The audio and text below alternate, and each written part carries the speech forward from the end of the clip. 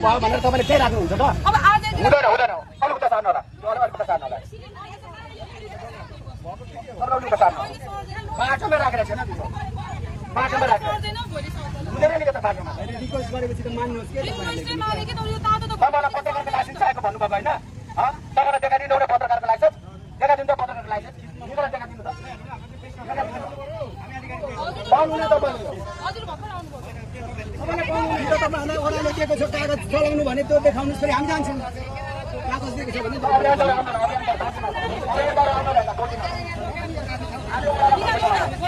यो ठाउँको लागि यही ठाउँ छ यही छ नि खिचेर लैजानुहोस् यो एरिया खिचेर लैजानुहोस् खासमा के हो चाहिँ भएको यहाँनिर भन्नुहोस् त सर खासमा के भएको यहाँ ए उहाँले उता ओडाबाट लिएर आउनुहोस् भन्छन् क्या तपाईँहरूले चाहिँ देखाउनुहोस् हामी सार्छौँ भन्नुहुन्छ क्या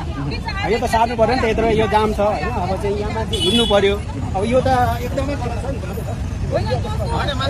रिक्वेस्ट गरेको नि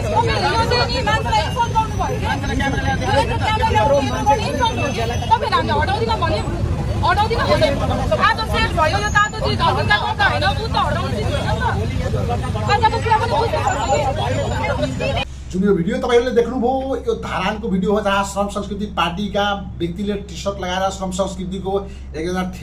ठेलामा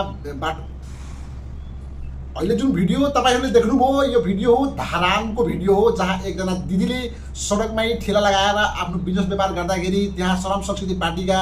टी सर्ट लगाएर एकजना व्यक्ति आएर माइकिङ गर्दैछ र त्यहाँबाट ठेला हटाउँदैछन्।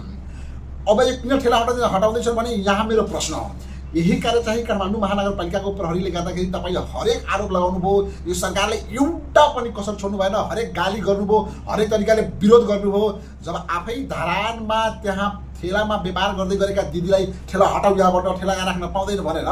विरोध गर्दै हुनुहुन्छ र हल्ला मचाउँदै हुनुहुन्छ के यो ठिक हो र यदि यो ठिक हो भने काठमाडौँ महानगरपालिकाले गरेको काम कसरी गलत भयो तपाईहरू काठमाडौँ महानगरपालिकादेखि लिएर सरकारलाई किन खनिनु भयो र किन यति विरोध गर्नुभयो यसको जवाब दिनु होला। तपाईहरू यदि साँच्चीकै दलालको राजनीति गर्नुहुन्न भने श्रम संस्कृति पार्टीलाई भन्दैछु है खास गरी किनकि यो केसमा गणेश नेपालीको केसमा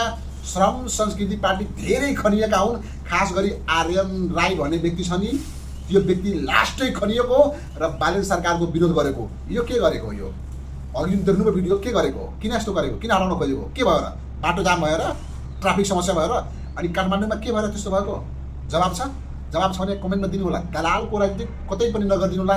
देशको लागि राजनीति गर्नु होला र सत्यको राजनीति गर्नु होला चोरी दलाली भ्रष्टाचारीको बारेमा राजनीति कसैले पनि नगरिदिनु होला है। तपाईहरूले साँच्चीकै राजनीति गर्नुहुन्छ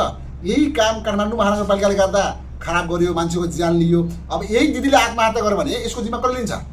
श्रम संस्कृति पार्टीले लिने हो टी सर्ट लगाएका व्यक्तिले लिने हो हर्क सम्पाङले लिने हो आर्यन राईले लिने हो कसले लिने हो भन्नु त कमेन्ट गरेर।